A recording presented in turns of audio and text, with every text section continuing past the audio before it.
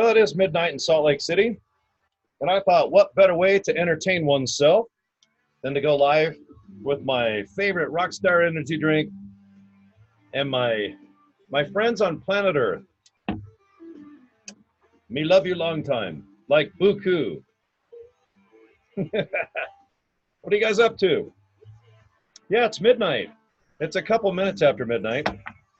It's kind of like my favorite time. Phones don't ring as much. You kind of caught up on email.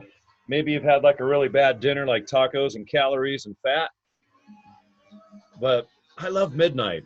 Most people have to be in bed by midnight because I realize you got to get up around, I don't know, what, 6, be to work at 8 or 9. Man, I haven't had like a midnight, what's it called, like a 9 to 5 job almost ever.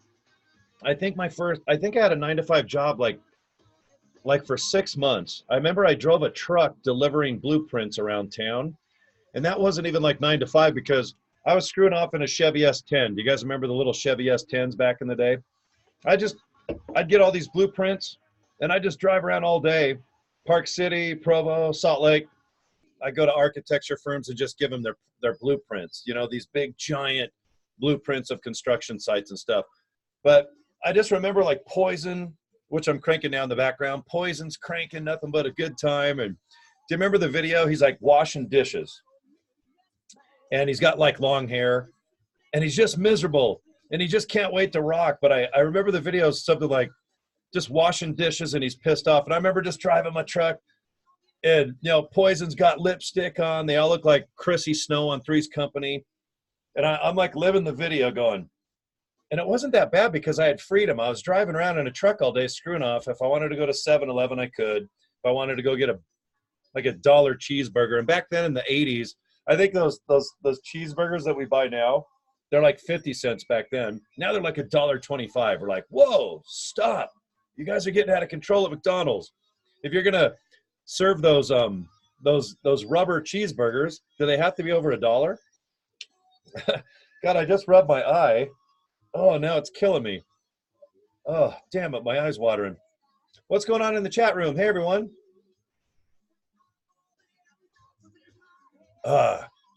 Midnight. Everything's all right. You guys good out there? You guys feeling good? Headaches? Do you guys need like a shoulder rub? Do you guys like need your legs rubbed?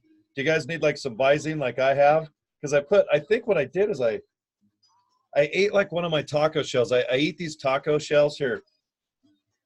Oh, God. I just ate one of these taco shells without like making the taco because all they are is Doritos. And right when I went live on Facebook, I went like this. And I have nacho cheese salt in my eye right now. God, it's like water like a son bitch. Like a big son bitch. Let me turn down my stereo. I got it cranking in the background. All right. Am I live on Facebook? Hold on. I'm going to go ahead and flip my servers over because right now I got to go through Zoom software to go live on Facebook. I just want to see if I'm even live on Facebook. I can't tell unless I go ahead and just hit refresh on my screen and kind of see what's going on. So if you guys can see me, hello. But let me see if my big fat face is. Oh, okay. Yeah, it looks like I'm there. All right. Well, anyway, let me switch my screens around so I can see you guys. Okay.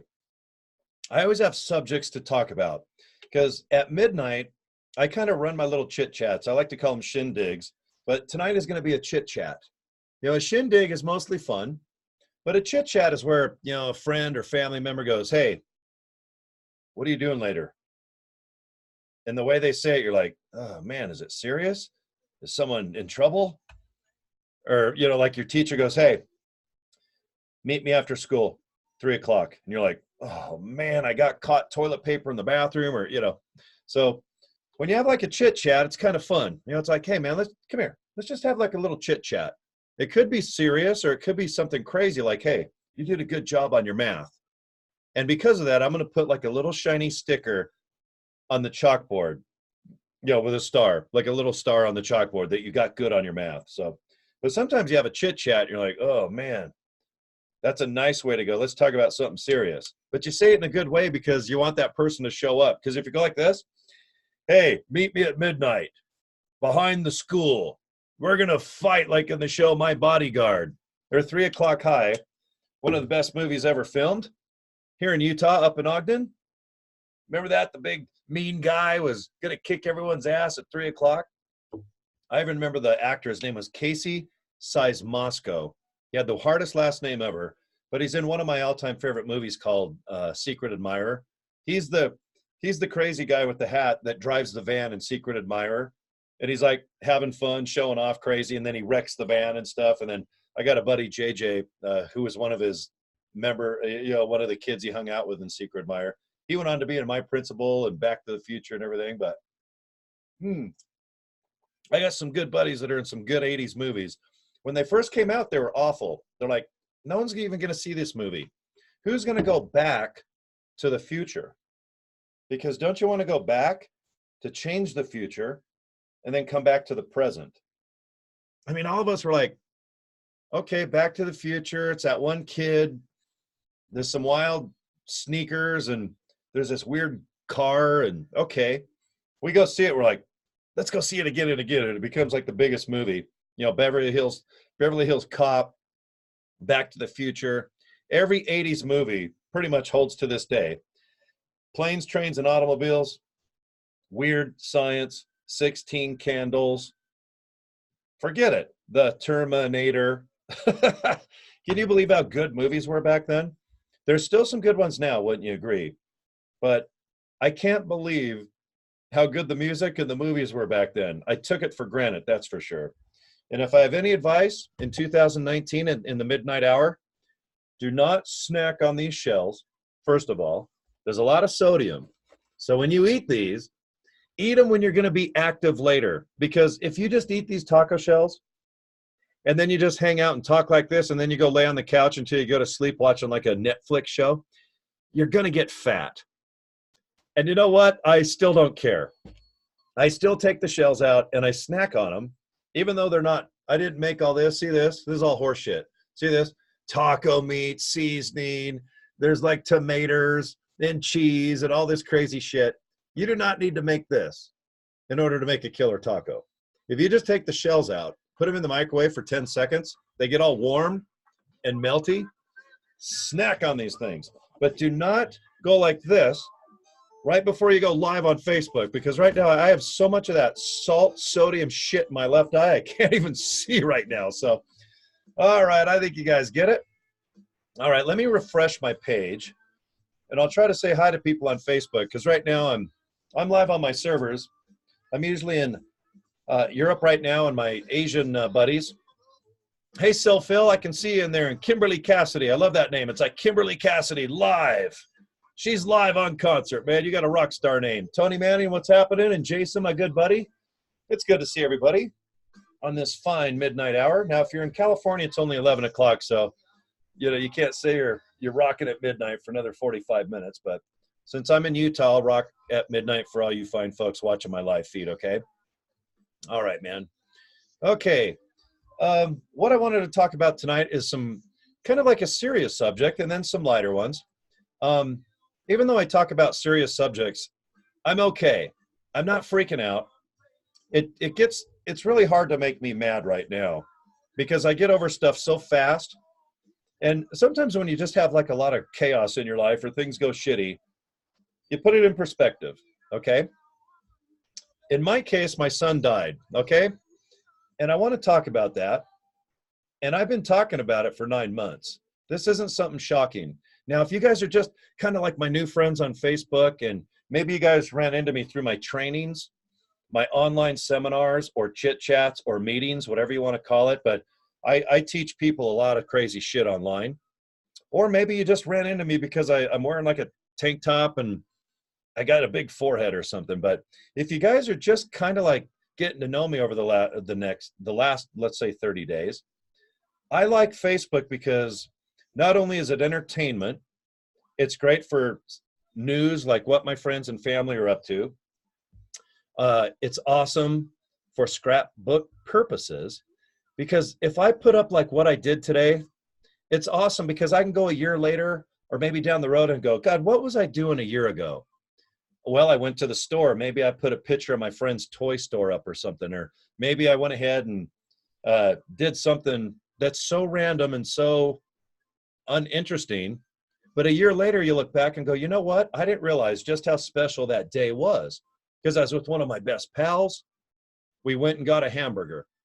And you know what? That friend might have passed away. Who knows the future? It's very tough to predict the future. Maybe weather within a degree, and maybe some other things like, hey, what's coming after fall? What's coming after the letter A? You know, there's some things you can predict pretty darn accurate, wouldn't you say? But when it comes to life in general and how important your day is or how important your life is, or did I do a good job today, or was I a dick? Was I grouchy? Did I say the wrong things? If you're self-aware, I think that's awesome, because sometimes we get so busy in life we're not aware of how we affect other people around us, or maybe even an animal. I'm convinced that when you get home and your dog's all excited and you're in a bad mood, your dog can tell. Your cat will pretend to care, but wouldn't you say a dog is almost human? Cats are human, but they're like, hey, I don't give a shit what happened to you at work. I want to eat.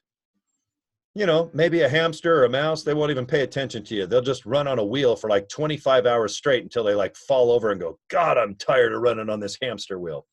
But a dog is so sensitive that if you get home and you kind of sit down and go like this, it's almost like the dog will come up and hug you, wouldn't you say? But I think that friends and family, or even coworkers that you don't even give a crap about, they can tell if you're in a really good mood or a bad mood, or just in a random mood where you go that whole day and it's unremarkable. It's Wednesday, it's hump day, everyone just did their job, deadlines aren't due till Friday.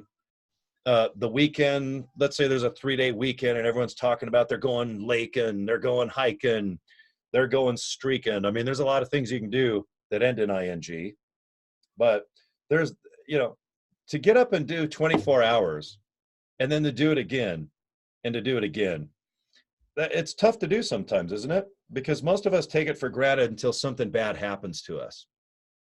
I'm definitely speaking from experience now, but I've had a really good life. I've had a lot of fun. I have had a lot of bad things happen.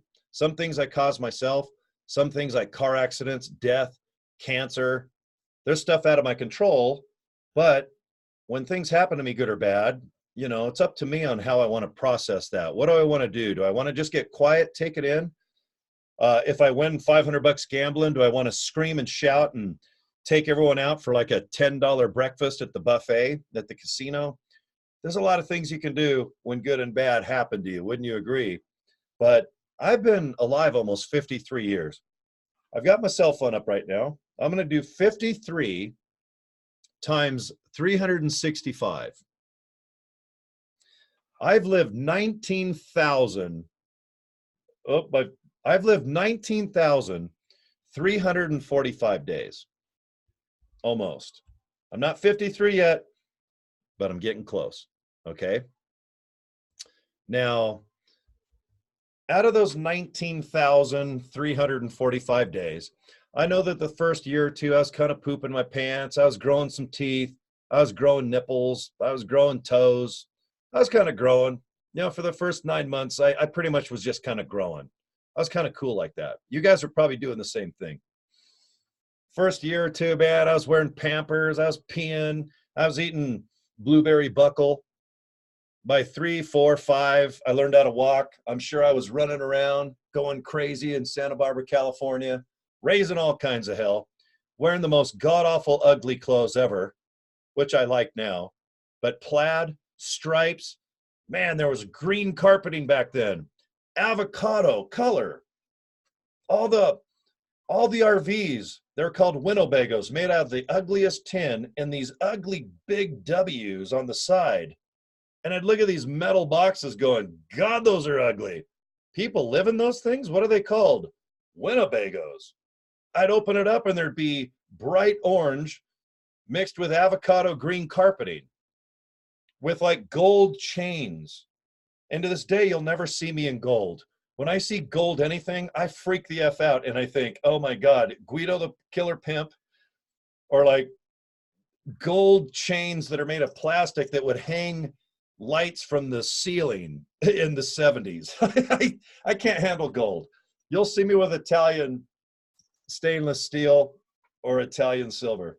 But to this day, if I see gold anything, I instantly go back to the 70s when Burt Reynolds was probably the #1 movie star in the world.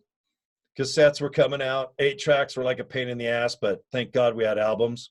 So we could go from track 1 to 5, flip that bitch over and go track 7 to 8, flip that bitch over and go back to 1 to 3. Because if you had an 8-track tape, you had to listen to the song. And let's say you wanted to listen to cut 4, you'd have to wait. You'd have to wait. Then you listen to your favorite song, cut 4. And then bam, you couldn't fast forward or do shit because the first 8-track tapes didn't have fast forward, rewind, and skip, and all this shit.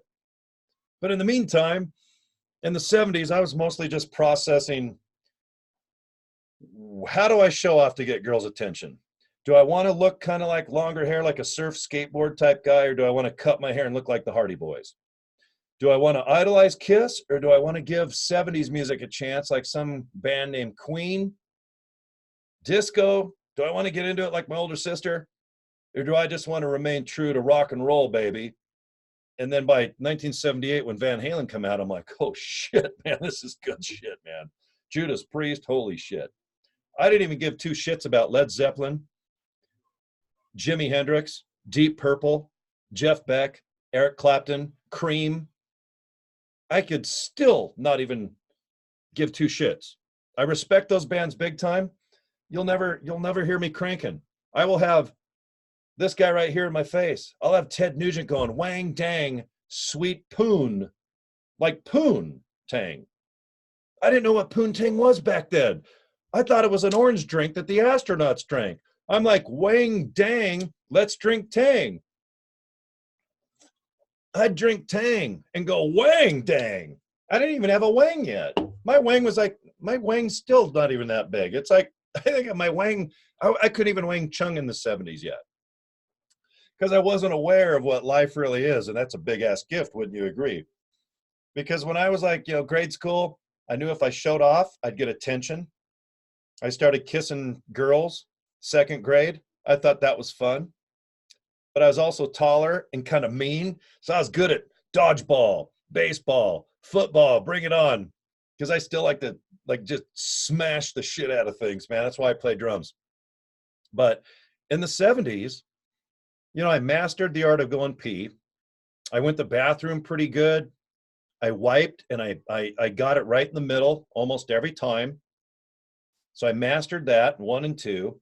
I knew how to eat, knew how to drink, knew how to rock and roll all night and party every day. But I was still kind of unaware about life because my family was young. My mom had her first kid when she was 16. When I popped out, man, I had a young mom. I have an older sister. So my mom was like still a baby when she even had me and my sister. But I was still like, I wasn't aware of what life really was. Spirit, God. My Draper family's from Iowa, so there's a lot of Lutherans there.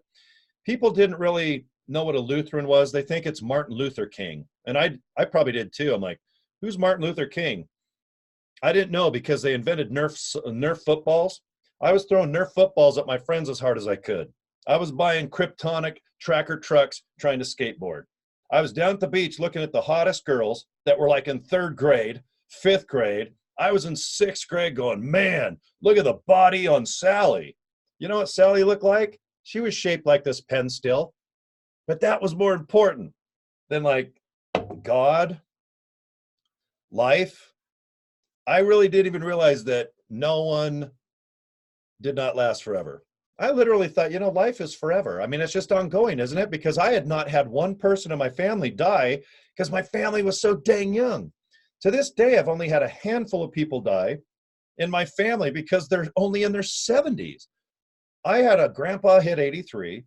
I had an aunt's aunt of an aunt, I think, hit 90. But they're not even really directly, they're not like moms, dads, uncles, So I've only had a handful of deaths in my family, period, to this day as I sit here in 2019. So I, living life timeless, get up, bitch, moan, damn it, I got to get up. I got to do this. I got to eat. Oh shit, where's my banana and peanut butter? Oh gosh, I did the laundry. Okay, I got my favorite undies, got my sexy khaki shorts, got my band shoes, biatch, and I've got my suck 'em up Hawaiian style shirt that I got from Hawaii. That was more important to me back in the day. Totally, about 70s going into 1980.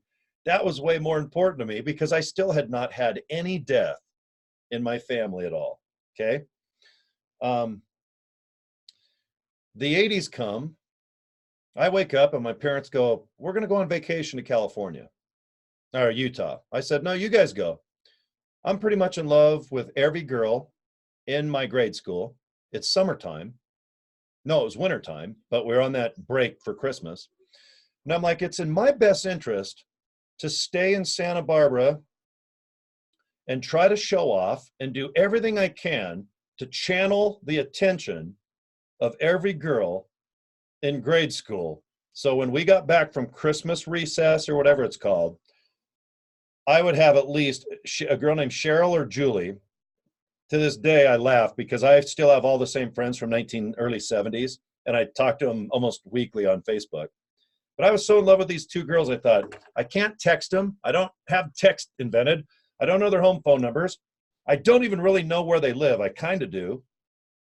But, the word stalker wasn't really in my vocabulary yet, even though Ted Bundy and all these other guys were out there stalking Richard Ramirez. I was throwing Nerf footballs and trying to skateboard and show off. So I didn't even know how to stalk with an L and a K at the end. But all I knew is that I wanted to show off as much as I could. So when I got back from Christmas break, I could probably fall in love, and I'd probably marry both girls. And I would start my own form of polygamy, even though I didn't even know what a Mormon was or polygamy. But I was thinking, I'll just marry both girls. I'm cool like that, right? And we can go with our sixth grade bodies down to the pool and go surfing on our skateboards. Because I was so horrible at surfing, I'd bring my skateboard to the beach. So I lived my life really timeless because I still had not experienced any death yet. All right. Now, when it came to upbringing, I had my mom. I never met my real dad, and he's dead. I never will. So he's either cremated or he's 6 feet below, just hanging out, doing whatever he did for 70-something years. Never met the guy. I do have a great stepdad that married my mom.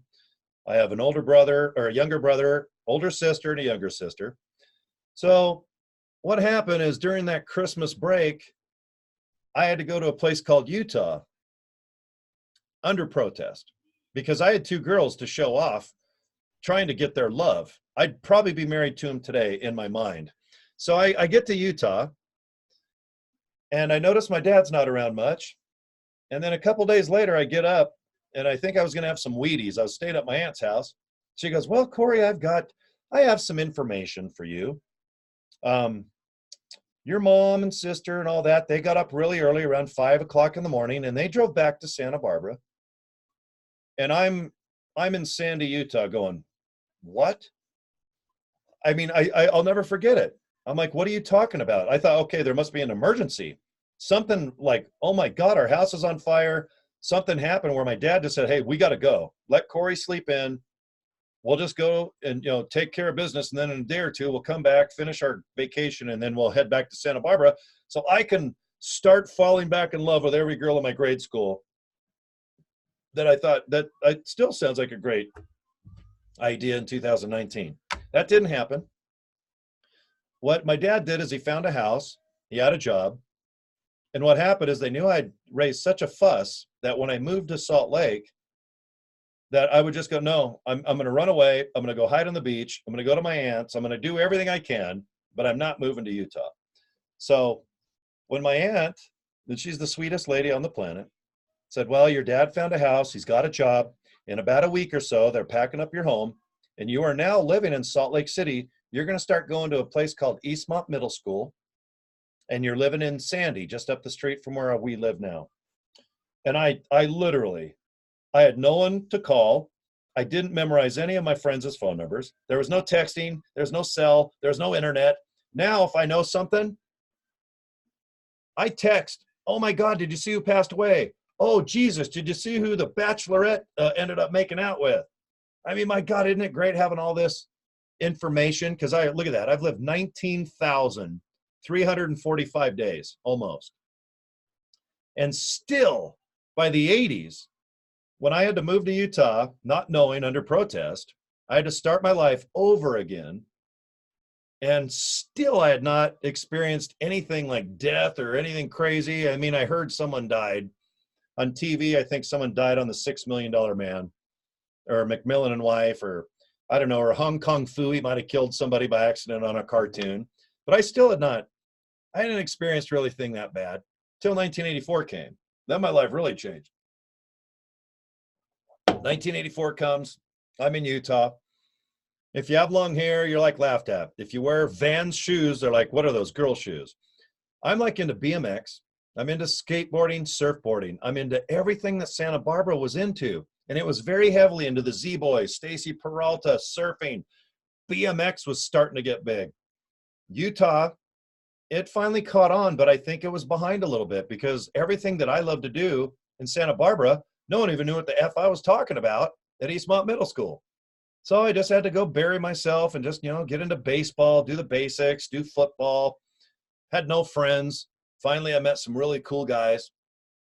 I'm a big mouth, of course, so I finally got some really kick-ass friends here in Salt Lake City, and I still do. Almost every friend that I met back in 1979 or 80, whenever I moved here, they're still friends to this day. There's only a couple that I don't talk with. They're either dead or maybe they made choices that, that I don't agree with, but I've had pretty much the same friends my whole life from 1970s right as I speak. There's only a few that have burned bridges or we just grew apart or whatever. So, but by 1984, I was very close with my Aunt Alta, who was actually my mom's aunt. But I went to her house a lot. My mom was busy. She had stuff to do. So my sister would go to her grandma's, which is my mom's mom. But then I would go to my mom's aunt. They lived in the same neighborhood.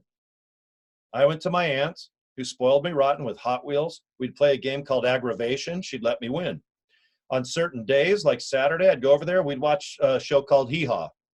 I'd sit there and look at the boobies on those girls going, why am I so into these girls? I'm like, I think I was like in third, fourth grade going, God, Misty Rowe, Barbie Benton. Hey, Grandpa, what you got cooking? I'm Buck Owens. Then this guy named Roy Clark would get on the show and play guitar like Eddie Van Halen, but in a country fashion, fiddling. Then they'd have like Grandpa Jones come out. He was like 900 years old and he'd be out the window. And then I remember a drunk guy going, where, oh, where are we tonight? How can you leave me here all alone? I searched the world over. I thought I found true love. You met another, and then like a celebrity like Johnny Cash would turn to one of the casts of EHA. They'd spit all over each faces. I'm like, that's what I want to do. I want to be on TV, except as a rocker, spitting, having boards hit me in the ass, and having Barbie Benton, who ended up being a Playboy Playmate. I didn't even know that at the time. And this sweet blonde named Misty Rowe. And there's other girls on Hee Haw. I know who they are, but I don't know their name right now. But oh my God, I idolize those girls. I'd watch Hee Haw with my Aunt Alta. And then afterwards was a delightful guy. He was from, I think, a Sweden or Denmark.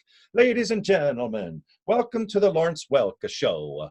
I'm like, can we play Aggravation and you let me win? Or can we go down to disco, which is kind of like Fred Meyer or Smith's Food King, and buy me a Hot Wheel? My Aunt Alta's like, no. We're going to watch the Lawrence Welk Show. But if you will watch Hee Haw and the Lawrence Welk Show, not only will we take you to disco and buy you a Hot Wheel, we will also go to A&W. They started in Santa Barbara. We would have an A&W root beer. I mean a float with shitloads of sugar, calories, whipped cream, root beer. I don't even know what's in those floats, but all I know is that, man, can I have 6 of those, please?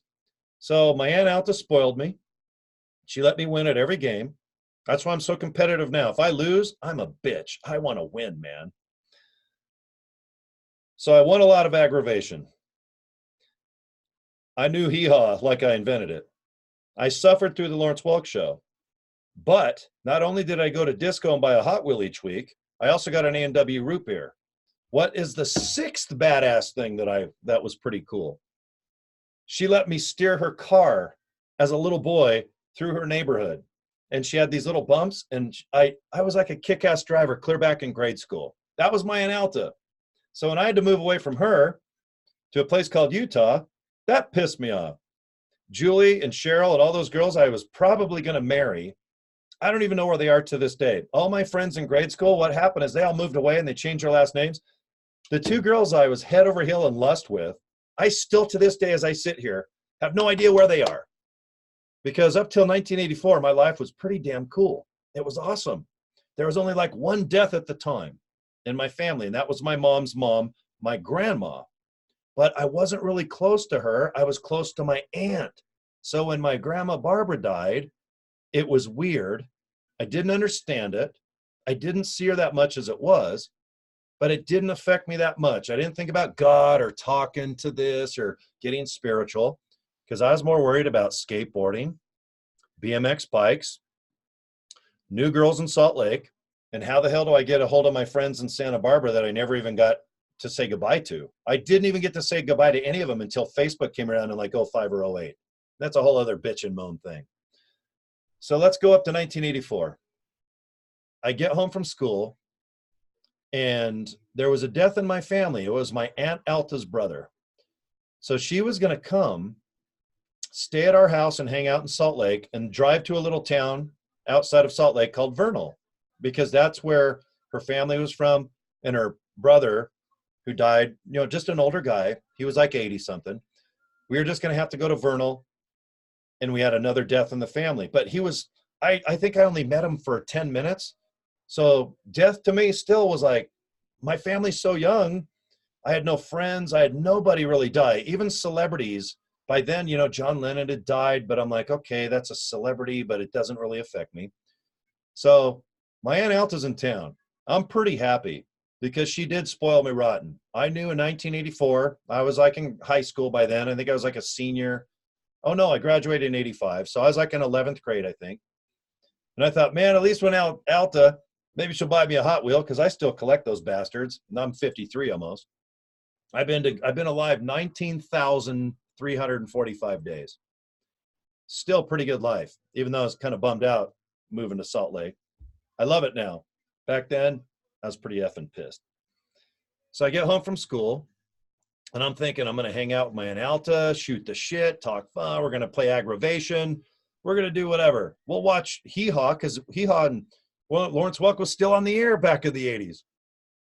I get home, and my mom goes, I got some bad news. Your Aunt Alta, she was just getting up in the morning. She was just having a bowl of cereal or breakfast. She just leaned over the kitchen table and she died. That's when my life really went. I mean, it was hard. Even as I sit here right now, I definitely am feeling pretty bad about it. But when she passed away, that was the first time that death, I'm like, okay, but when is she coming? Okay, she's in town because her brother's dead. We're literally going to the funeral that next morning. Wait, she's dead? I thought her brother was dead. I mean, I'll never forget that day. I'm like, who dies back to back? I mean, you hear some like Carrie Fisher, Princess Leia, Star Wars. If I remember right, her mom died and like the next day she died. Or, I mean, there's famous back-to-back deaths. Or like if you're married for 50 years, your wife dies or husband, it seems like they die rather quickly. But I had never heard of like back-to-back death, let alone like, well, wait a minute. I thought we were going to, wait, there's a funeral in Vernal. What's Vernal? Where the hell's that? Venus? Vernal with a V. So then I'm like, well, wait, I didn't even say goodbye. I mean, what about aggravation? I thought we were going to watch Hee Haw. What about me suffering through Lawrence Welk? Because if I watch Lawrence Welk with my aunt, I automatically get a root beer float. I thought that's how it worked even in 11th grade when I was in love with every girl in high school with a 70 Chevelle, watching Days of Our Lives at 3 o'clock with my mom every day. So by 84, that was pretty traumatic for me. And it still is. It's where somebody very close to me died. And I realized either you're never going to see him again. Maybe if you're into religion and the afterlife, and that's a whole other subject that we'll talk about. But that's when my life really was not good. I was really bummed out. I didn't do bad choices. I didn't go smoking. I didn't go drinking. I got really quiet for a long time. And I thought about death and just the sadness of it. I still never got into death, the afterlife, or talking to the dead, or is there a chance that if I die, will I see her again? Or is just death final, where it's kind of like going to sleep every night? Uh, but when she died in '84, I still had football to worry about, my '70 Chevelle. I needed fat tires on the back. I needed hooker headers.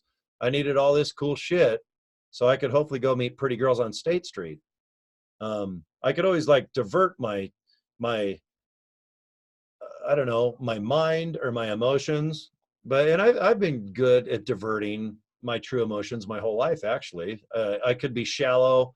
Maybe I have no, I don't know. I just don't have. You know what I mean? Like, you don't, like, with pain and suffering and traumatic things, you're just more neutral about it. And I know I am more neutral than most. But by 1984, that was a bummer. I've had a lot of stuff happen since 1984. I did have a grandpa pass away, and that was a bummer because he's my flesh and blood grandpa. He's my mom's dad. He was a mystery guy. He had to flee from where he lived. He had to change his name to get into America. Grew up in Pittsburgh, Pennsylvania, if I remember right. Moved to Utah because he looked into Mormonism. And after studying it a while, he didn't believe in it. He didn't like the structure of it. So he became more of just a basic realist, like spiritual, kind of like me. If religion's there, cool. If it's not, I'm okay with that. But my grandpa was a badass guy, and he lived a certain way. And heaven and hell, will I see him again? I don't know. I loved his Chevy. He had a '69 Chevy truck with a 396 in it. I think that's pretty badass. He was a great painter in Kennecott Copper Mine. He painted all those big tractors, like the American flag back in '76, because that was a big bison, that was a big year. If you live in America, 1976 was amazing because America was 200 years old by then. He painted that. He was married to my grandma who died, and then he remarried another lady, and he was married to both ladies forever. Quiet man, badass artist.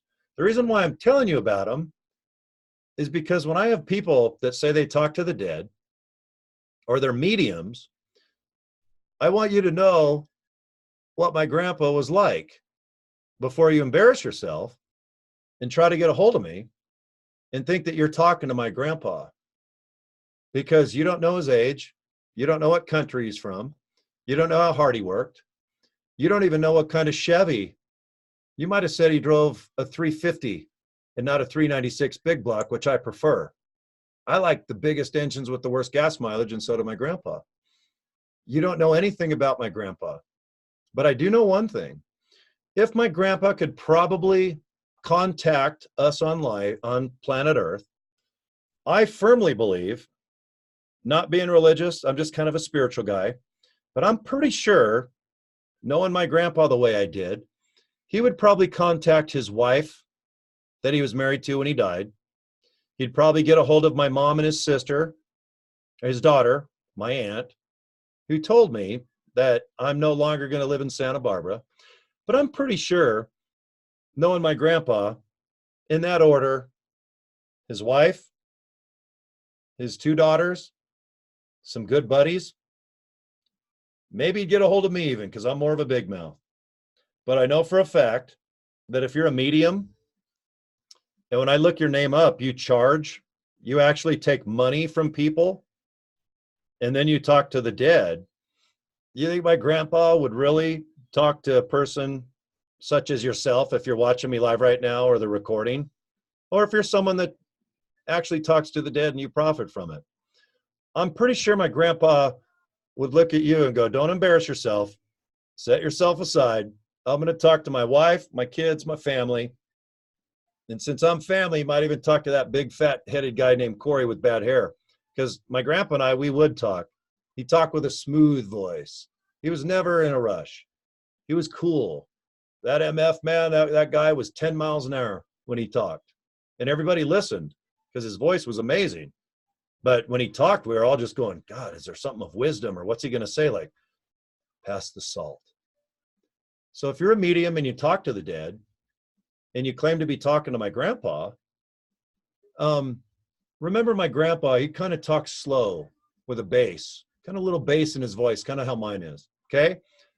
So I just want to help you out. So if you contact me again and tell me that you're talking to my grandpa and to hurry and call you, I just want you to kind of like do your background. Listen to my, listen to this right now.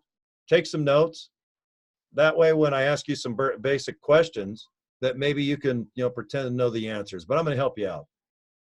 So 1984, that was a bad year.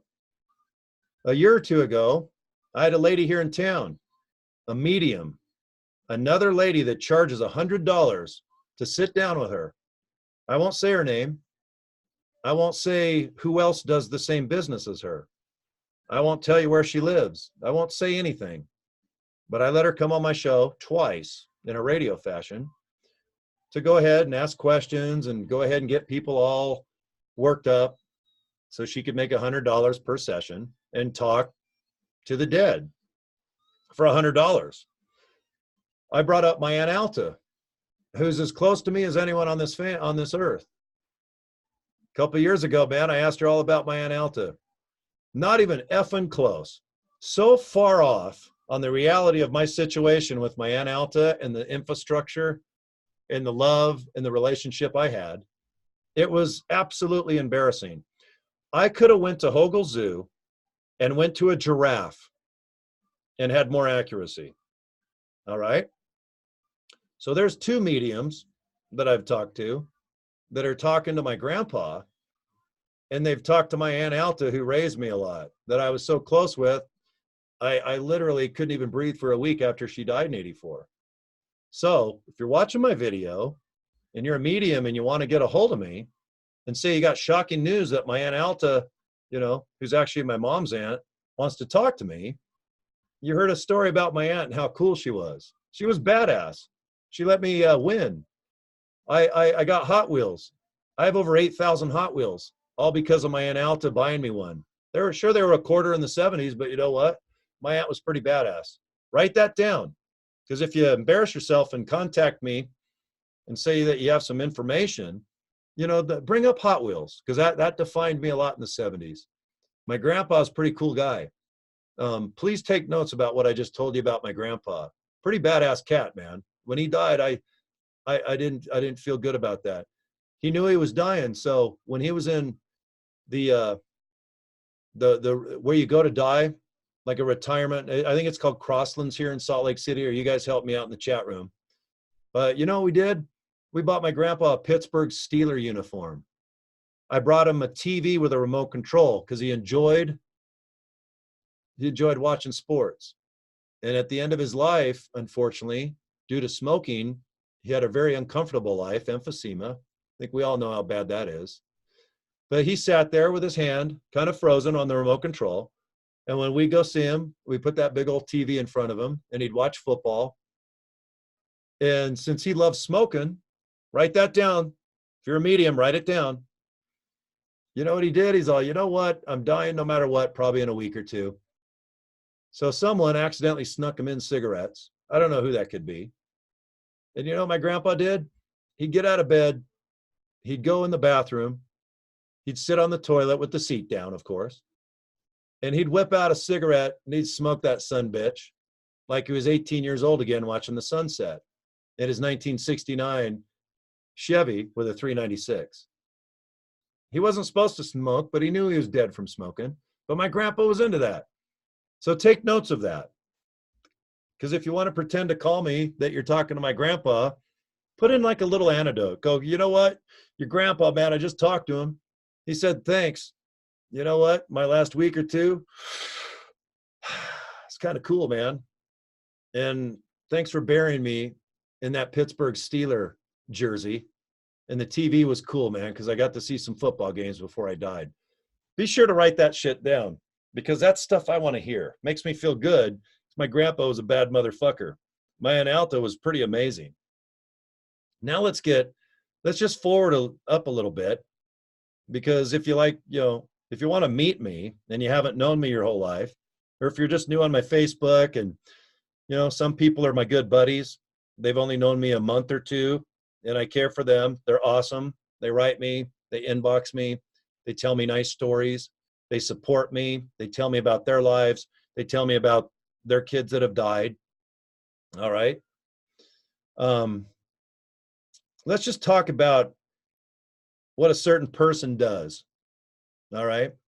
A person like myself, every 24 hours, I live with a lot of guilt and a lot of weird shit on my brain because I've done choices with friends, family, my son, the way I look, how I've made money my whole life. You know, I got to analyze myself every 24 hours, just like all of us watching this right now, either live or maybe you're seeing a recording of this a year down the road.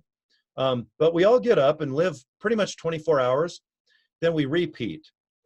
Man, I've had 19,345 days. That's pretty amazing because the average lifespan back in the 50s, I think, was only 40 years old. So once you got 40, it's like, damn, you've had a long life. Now I think most of us guys can hit 75 to 80. Girls, I think, hit 80 to 85. But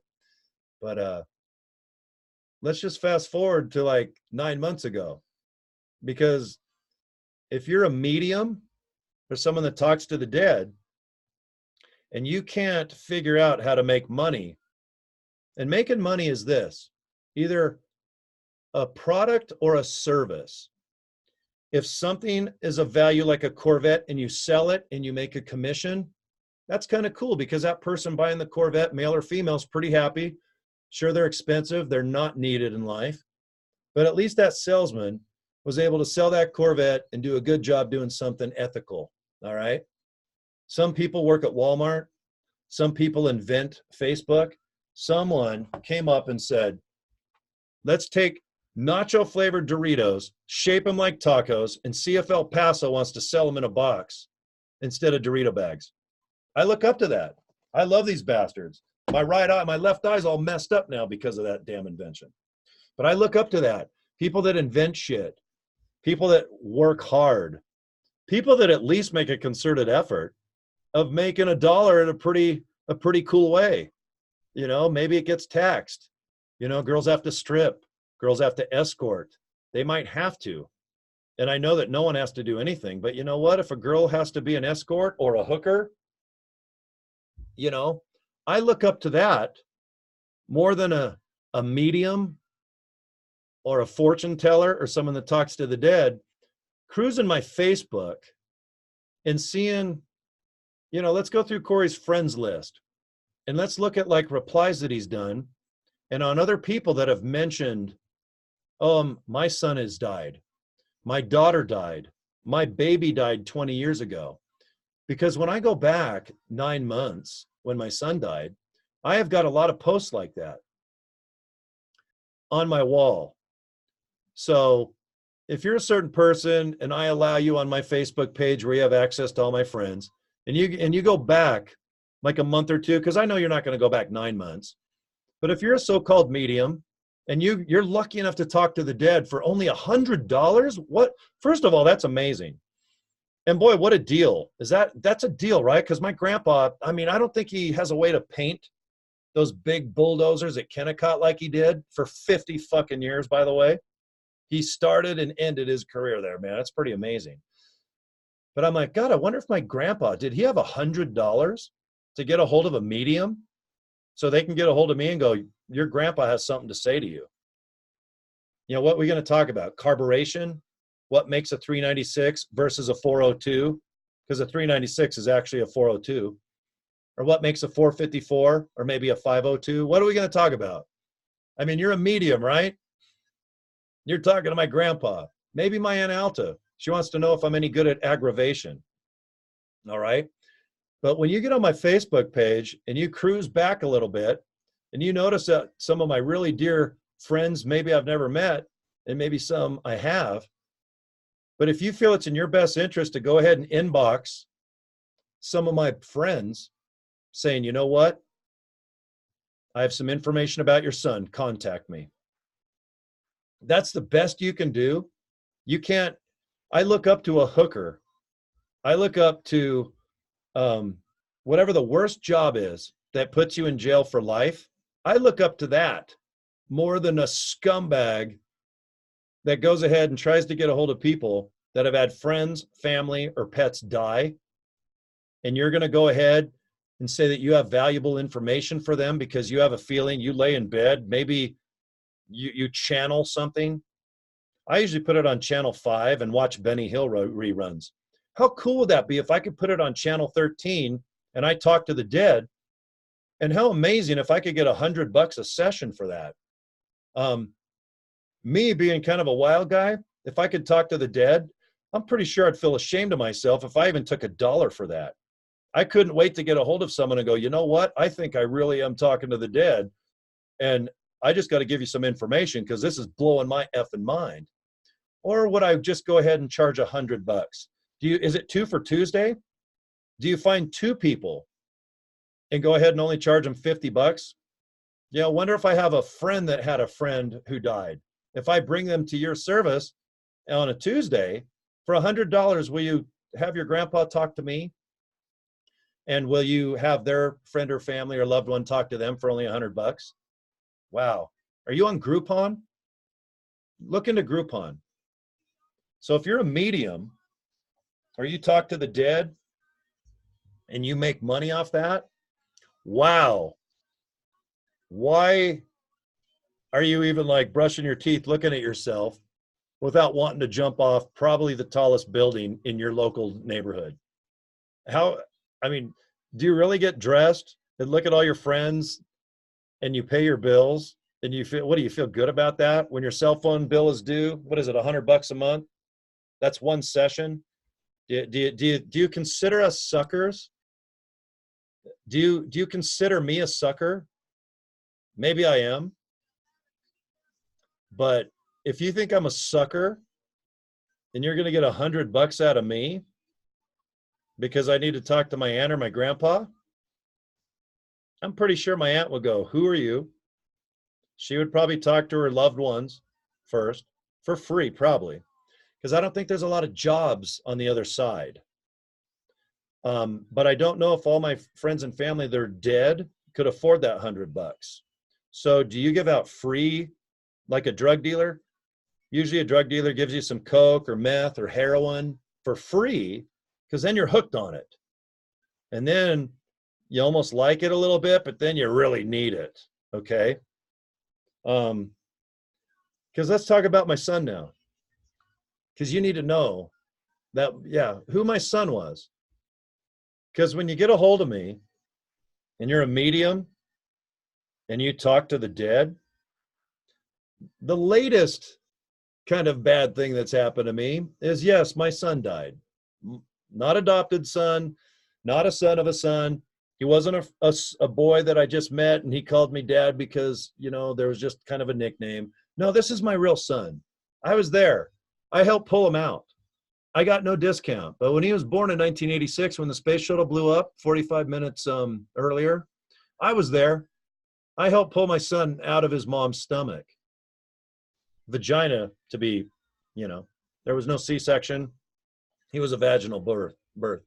But you should know a little bit about my son's death before you embarrass yourself and try to get a hold of me, and then just go on my Facebook wall and start saying you need to get a hold of me, or, oh, I've got all this shit, or, you know, then you inbox me.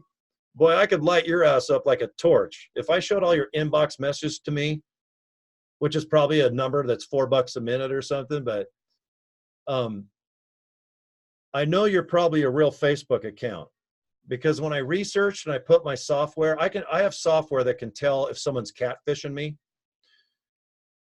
When somebody pretends to be somebody, when a picture gets to me, it doesn't care if I'm a tired looking beaten guy that looks like a reject from 1985. That software doesn't give a shit about anything if I'm human or not. But with software out there, when it looks at the pixels and looks at your face, and you go ahead and say, find similar, you know, pictures like Instagram does and Pinterest, it immediately goes to like pictures that are placed in other areas. So when people catfish me, I don't care. You're still my friend. It just means, number one, either you're in the What, when you commit murder, you help out the mob, you got to go into the secret society. You know, it's like, shh, I got to go undercover the rest of my life. There may be did murder or something crazy and you have to pretend you're someone else. Or maybe you just don't like your appearance. You want to be a pretty girl. You want to be a handsome guy. I get it. People catfish me all the time. Because once I get people, you know, that are my friends, I just put it in software and I can see where your pictures are really from. So if you catfish, I don't care. I still consider you a person. I just think you're hiding from something or you're ashamed of something, and I get it. But when I put my software to work on this person that is a so-called medium, I can tell it's a real account because I looked at your friends, your family. I looked at what you have going on. And you still want to get a hold of me and maybe get $100 and tell me about my grandpa and aunt. Because if you were a good medium, wouldn't you focus on my son that died 9 months ago and some change? Wouldn't that be probably my first priority if I could really talk to the dead and I could afford that $100? Don't you think it'd be kind of cool that if you would kindly mention my son? And then we could go to my grandpa and my aunt because they are badass. I'd love to have them on with me right now. My aunt could go, oh yeah, I did. I let you drive the car in grade school in my neighborhood. And yeah, I did let you win aggravation. And I probably shouldn't have because you were kind of a sore loser when you lost. That would be fun. I'd love to talk to my Aunt Alta. She got me hooked on Hot Wheels and Hee Haw. And my grandpa was just badass. I'd love to talk to him. But if you're a medium, I guess I could give you a little bit of advice because I'm a sucker, right? I'm a customer. I'm a guy that might have $100 because I'm going to hand you $100 so you can tell me about something from someone that has died. Maybe even an animal, maybe a pet doggy. Rough. You probably speak rough, right? So if you're going to be somebody that speaks to the dead, you're someone that literally gets thoughts and vibes. And if you honestly believe that, then shame on you for trying to monetize that. Because I know people really do honestly believe that they can talk to the dead. And I don't look down on that. I mean, I sometimes think I've seen UFO stuff. I'm up all the time. I've driven all over America 5,000 times at night. I see shit I can't explain. And I hope there is UFOs. That'd be awesome. But I'm not going to be the UFO hunter that charges $100 to speak to other people that think they've, have seen UFOs. I might want to get in that group and go, gosh, I really did see something that I can't explain. Let's talk about it in private. Or should I get $100? I'm pretty sure I wouldn't be charging $100 as a UFO chaser or a UFO hunter. I would rather get $100 by doing a crazy radio show or maybe delivering something in a truck or maybe selling a car. Okay. But if you really think you can speak to the dead and you want to make money off that, wow. Remember back when Adam and Eve and Jesus and all those guys were walking around, money wasn't even invented yet. The first form of money was like the Jewish folks. They said, hey, Svi, yeah, what's going on? What's going on, Abe? Hey, I got a pig. If I give you a pig, is there any way you could come and help me build a barn? And then I'll grow a lot of pigs. And then maybe we can own a business. And we can invent maybe baby back ribs and some bacon and maybe make some good money off these people. But I don't even think money was around. I don't remember the ATM coming out in the Bible in the beginning.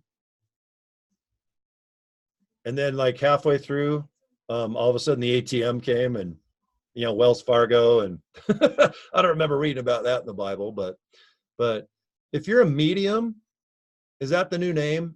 Because, years ago on my radio shows, I had to deal with the bullshit. And then a year or two ago, I had to hear about my Aunt Alta.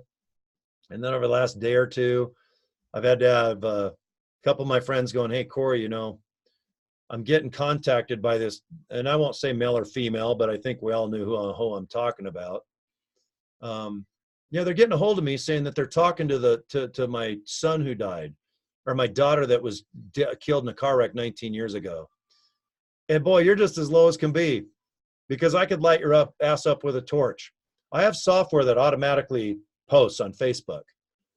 If I just type in a random subject, it will write articles for me that are similar, worded different. I can go to your Facebook page right now and take about 25 of your pictures, and I can automatically post in chat rooms, news groups, and my Facebook with your real name and your real pictures of your family and stuff. And it'll automatically post once, twice, or 5 times a day for as long as I let that thing post. And it does it in an organic way that doesn't violate the policies, the terms of service with Facebook. Am I going to do that so I can light your pathetic, disgusting ass up?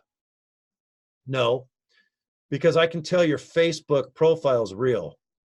If you were a catfish or something phony, I would probably go ahead and say, this person, if they get a hold of you and want to talk to someone in your family that has died for $100, I'm sorry, because you posted on my Facebook account the last 9 months.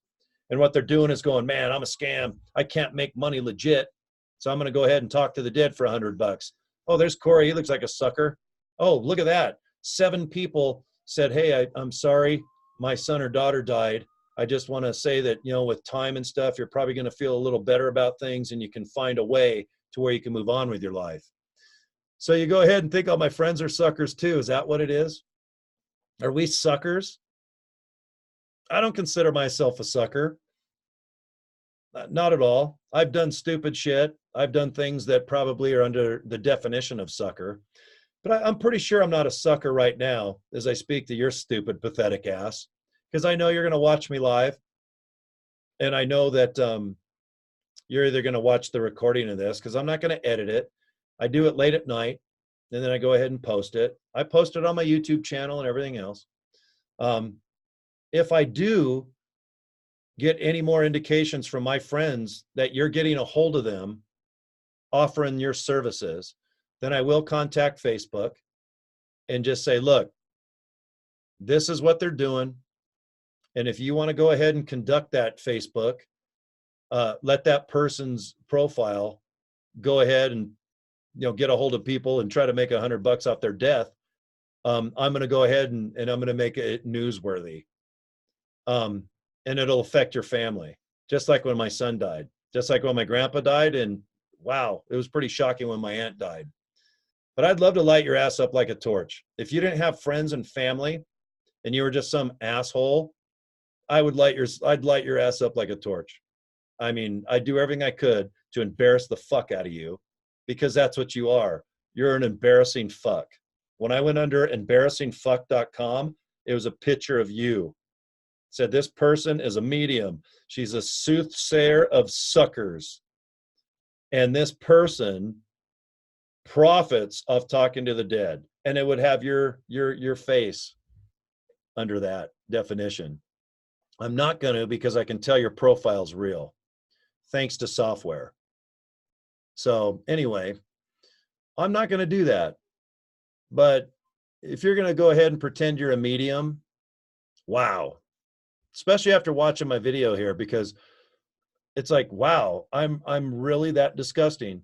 I honestly can't make a living any other way than to go ahead and profit and come up with all these systems and algorithms. You don't think that I can't imagine you coming up with really neutral shit in the beginning, so that people that really do want to talk to their dead son, like myself, or that animal, or maybe my parents, or maybe that husband that died and the wife has no closure. She can't move on. But since you talk to the dead for profit, maybe she can. But I'm pretty hip on your shit, man. And I'll tell you what, I'd be disgusted. I'd want to jump off probably the Empire State Building or higher. Maybe go to Malaysia. Maybe go to Dubai. They got some tall buildings there. They're almost a mile tall. I'd probably jump off those. That way you could think about your dumb ass and your choices. Because if you fell for like 15 seconds before splattering your guts all over planet Earth, you might need that. Because sometimes if you jump off the Empire State or the Golden Gate Bridge, it only takes 4 seconds before you die. That's not enough. You need to go higher. You need to like set your goals higher. So when you jump off, you have an extra few seconds to go, man, I'm disgusting. In this day and age with technology, I can't seem to make a living other than scamming people. So I made this video. I'm not taking it down. I'm following your account in the best of my ability because I'll never forget your name. You can block me. It doesn't matter. I can still trace everything you do on Facebook. And you're posting real pictures of your family. So I know you're real. Like I said, I wish you were a catfish and all that shit because I just blow you off and go, you know what, but you got a lot to lose. You've got a family. And don't tell me in your fancy boots, your tight ass jeans, your overdoneness, your age, you wear way too much makeup. That's just me. And I'm no fashion beauty. Look at me. I look like I've been beat to shit every day of my life. And that's probably the way I'm going to remain. But the way you live your life, you've got a little better life than most people. All right? Because I went way back. I went way back and looked at all your posts. You got an above average life. And if there is a Jesus or a God, I hope to God that you don't make that above average life by trying to charge people saying that you talk to the dead or you have all these premonitions and all this cool shit that you've got to convey to, I guess, suckers like me. Because if you do, man, I hope there's a God. And I hope he goes, you know what? You're a skank. You're pretty disgusting. I'm going to go like this with my pinky and I'm going to change your life. I'm going to change it for the worse. For you, not your family and friends. When you're that disgusting, I'm pretty sure that all your friends and family can make up for your disgusting actions. So if you drop dead tomorrow, I wouldn't miss you. I'd feel bad for your family, but I'm pretty sure they don't know just how embarrassing and disgusting you are, like your kids. Guess what? Guess what mommy did today? I went ahead and paid rent. I mean, sure, I made people cry and I gave them a bunch of horse shit, but you know what? I'm going to make rent. And mommy's got to go to Vegas to go gamble. Okay, we're going to go have fun. I got like a cocktail party with all my friends. Good for you, man. I ain't a sucker. My friends ain't suckers. If I catch you doing anything on Facebook that you go searching for people that have had traumatic things like my son dying and all my other friends out there that have been kind enough to share their personal life of death. And you can go back and see all my posts from 9 months ago. I get a lot of inbox messages where I won't ever say who it is because there's a lot of death out there and there's been a lot of crazy shit. It's unbelievable. The stuff that I get written to almost daily and usually weekly. And I appreciate it. I'll never put any of my inbox messages unless someone said, hey, you know what? I've got an event or I've got something that might better your friends or family. Do you want to talk about it on your wall? They don't post it and then think I don't notice.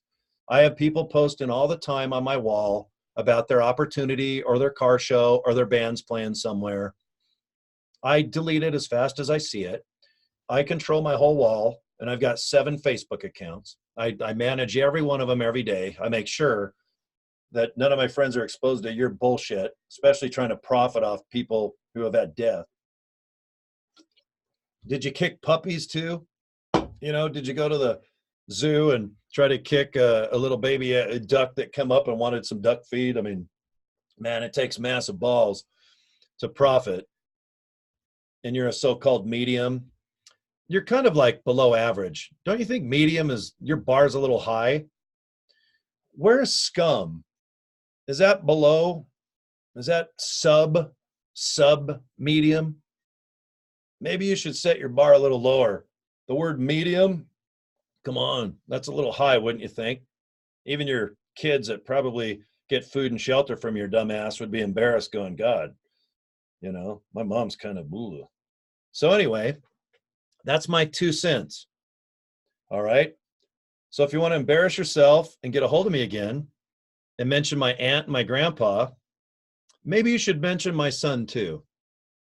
And I think I've told you enough about my son, but let me tell you a little bit more about him before I end my video. He was like almost 33, died Christmas Eve. In a way, I'm not happy. All right. Very, very unhappy about the way he died, let alone his death's bad enough. But my son was a real big smartass like his dad. He'd do fart jokes. He would laugh at crazy shit. He'd drink a beer and look at the hottest girl with a little butt like Daisy Duke. He loved country music. He loved Kid Rock. And I'm pretty sure the way my son died on Christmas Eve, we didn't find his body for 2 days. So his official death is on the 26th. But to the best of our ability, we think that he died real late on Christmas Eve going into Christmas morning. I'm pretty sure, knowing my son, that if you shut your eyes and started channeling my son, he'd go, oh my God, I can talk to the living? I'm pretty sure that he would call my mom almost first, his mom and my mom, because he kind of had like two moms. My mom was like a mom to him, his grandma, and his real mom, of course. Pretty sure he'd get a hold of them. He'd probably get a hold of me going, God, Dad, the last 9 months, man, you're out in the loop, brother. Man, you need to know the truth on how I died and give you some closure. I'm pretty sure my son would get a hold of me. And he'd ask me about, certain things, what truck I'm driving, what's happening, just fun, stupid shit. Then my son would borrow, he'd go, God, is there any way you can send me $20? That's totally my son. So if you're going to tell me about my son in the afterlife, mention country music. He'd probably want to channel his mom and my mom and myself. That'd be the top 3 or 4. And I don't feel bad that if he'd want to talk to his mom or my mom before me, I'm pretty cool like that. All right. But I'm almost 1,000%, almost 1,000,000% sure that if my son knew that you channeled, he'd first go, yeah, right. And then when you brought up, well, I can't channel anyone unless they pay me $100. My son, who enjoyed peeing, he peed almost every day of his life. I'm pretty sure my son would go, hold on a minute. He would probably piss on your face. And then he'd laugh at you. And then probably go like this and channel me going, Dad, oh my God. There's someone up here that says they'll get a hold of me and my mom and grandma and stuff. But my son would go, is there any way that I can borrow $100? That's my son, okay? He would have to borrow $100 in heaven or hell, wherever my son is. Maybe he's stuck in the neutral zone. But he would probably ask you, the medium, to borrow him $100. Then I would believe that my son would give 2 shits about your ability or your gift of being able to medium or below subpar, sub-zero yourself into talking to my son. But if you think you're going to talk to my son through you, or I'm going to talk to my son through your dumb ass, there's a 0.0% chance of that. Just know that. And if you think you're talking to the dead, there's a 0.0% chance of you doing that because you're trying to profit $100 a session. Right there, I'm pretty sure that's about one of the most disgusting things in the world. There's murder. There's like pedophilia. There's, treason. There's some real bad things out there. And what's funny? You're almost like my fingers. See how they're almost all straight across? Where murder might be a little higher, but you're on par with scum. S-C-U-M, is that how you spell it? Maybe let me channel the dictionary. I think I'm close. All right, so if you want to live your life that way, I can't stop you. If I find out that you're trying to find people out there that have encountered death over Facebook and you're getting a hold of them in the inbox, I'm going to report you to Facebook. But more importantly, I'm going to go ahead and do everything I can to find out where you live, what you do, and I'm going to let everyone know what a piece of skank you are. I don't care if you're in the newspaper and you advertise and you got a business license. I'm pretty sure that if you go to Medium College, that they don't say, okay, here's a list of general questions that get you in that person's realm of male, female, what they might have done, and then charge $100 so that you can go ahead and make a living being a medium. Is that what you did? Did you go to internet online school? Did they teach you that? I guess they did. Because you went to scum, you went to SS, you went to skanky scum school. That's probably what, 25 bucks more. So somehow, what'd you do? Did you do a session for 15 more minutes?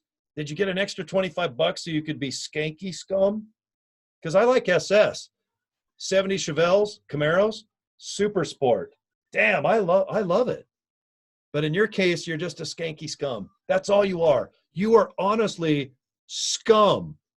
And that's what you are. You're a well-dressed skank that is scum. You're scum that wears makeup. And you wear too much. So hit the streets of skank. Go ahead and go on Facebook and scam everybody. And then what are you going to do? This? Are you going to do the Bruce Gender where your face is like this with rubber duck lips and get rid of your lines and shit because that makes you look better? If you're more attractive, does that increase your odds of finding suckers like myself? And you're going to tell me about, you know, my aunt and my grandpa and very rarely even mention my son who just died? Man, you're not even good at what you do. You know, at least a hooker probably gets pretty good at hooking. Probably. I'm guessing they kind of get good. They get over the learning curve. You're kind of a shitty person at doing this. You're not even good at what you do. So when you go to bed each night, just know that you're subpar. You're not a medium. You're way below that. And you're kind of disgusting. And when your kids grow up, I hope they look down at you. And if you're married, your husband probably goes, good, what sucker? What'd you get, 10 people to give you $100 today? God, right on, you're making $1,000 a day. Good. We can go to Vegas and, you know, go to the Lollapalooza. Maybe you can go to a hip hop show at the pool. Wouldn't that be cool? You could wear high heels and a bikini and wear a lot of makeup so you look like almost like you're in drag. That'd be awesome because you have pictures like that. All right. And you got a lot of kids. And it looks like you're married, you know, and you got a pretty good life going on there, Cupcake. I hope it's not from your successful transactions of completely trying to scam myself. And especially my friends that publicly admitted that they had some death in their family. And you went ahead and contacted them like, oh my God, not only did I talk to Corey's son and your grandpa, but what a coincidence. There's 7 other people that have commented on your Facebook page, Corey, the last couple months. So when they all get a hold of me and say, hey, who the hell is blank? I won't say your name. But today I got 7 people that got a hold of me that said you got a hold of them because you had a special feeling. Man, you're a skank. Ugh. If I had to throw up right now, I wouldn't even throw up on you because my energy drink is worth more than you after I drink it. And it goes in my little bowels and it comes out my mouth on you. It's not even worth it. This is more precious than your skank ass. I just want you to know that. And I think anyone that watches this video would probably agree. And I know people are going to go, what's her name? I didn't even mean to say her, but I guess that's too late. So anyway, I've had enough. I just wanted to kind of talk about what a piece of trash you are. You know who you are. I know you're going to watch this video. And if you don't, I'm going to go ahead and post it. I'm going to do whatever I can to post it on your wall. And if I have to, I'll automatically post it. So if you delete it, it'll repost again.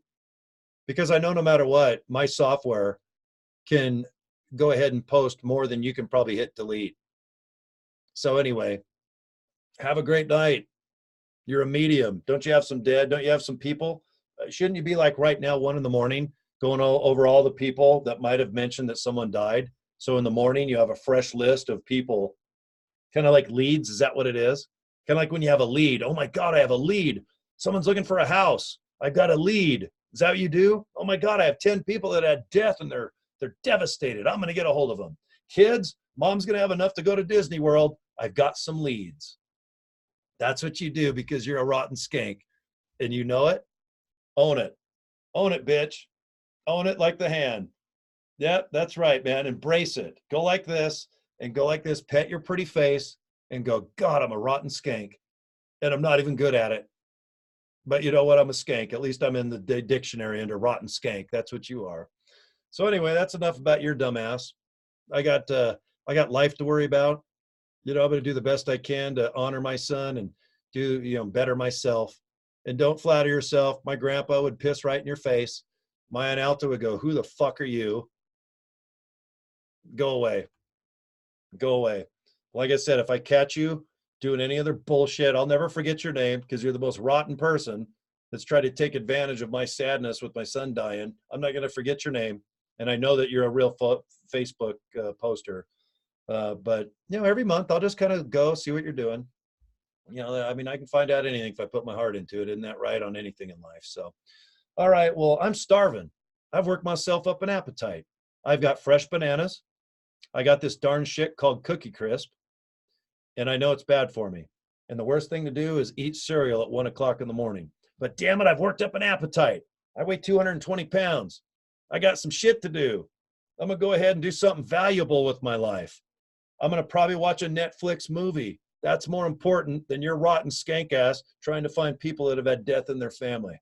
So I want you to know you're number one. Just for that person. Everyone watching my Facebook feed, sorry that you even have to watch this video. But like I said, I love Facebook.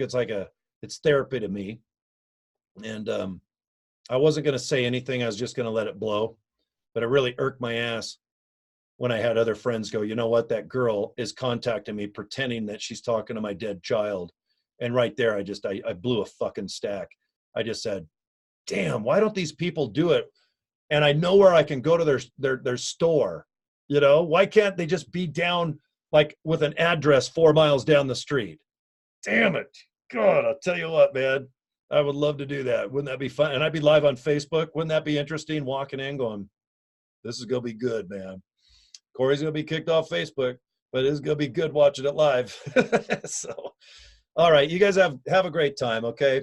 Sorry you even had to witness this if you guys are in a good mood. Life is good. I want you guys to know I'm in a good place. My son's death, it's not shocking to me anymore. I've embraced it. I think I know what I need to do with the rest of my life, and I need to concentrate on positive stuff. And I do. But when negative turds like this come, I flush that shit fast. You're not going to hang out in my toilet and just go, God damn, this is great hanging out. No, you ain't going to do that. Any negative forces I get in my life, I'm going to crush your faces just as fast as I can swing. And, with a medium contacting all my friends, saying for money, we can go ahead and you can talk to your dead child. Wow. That's fucking balls. Even if you're a girl, that's balls. You must have grown some and thought it was in your benefit to take advantage of people that are just absolutely devastated. Some have even killed themselves. I've had people write me saying that when my daughter's son died, she committed suicide. Which just, man, I can't feel anymore. It honors me that people write me with that private information because I know I do a lot of weird shit, crazy stuff, tits and ass. I know I conduct myself on Facebook in a very immature way. And I know exactly what I post, but for them to trust that information to me, I really, that's like an honor.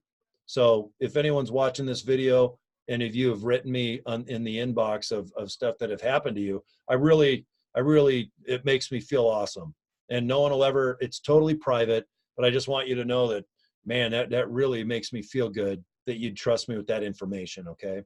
And I'm sorry this rotten piece of shit got a hold of you, because if I knew any better, I thought this person was a friend. I have so many people that are in and out of my Facebook. I just don't, they slip through the cracks. Believe me, if I knew that it was some piece of shit scam medium or whatever the fuck, it's called, I definitely I would have just like delete, whatever. I get catfished every day.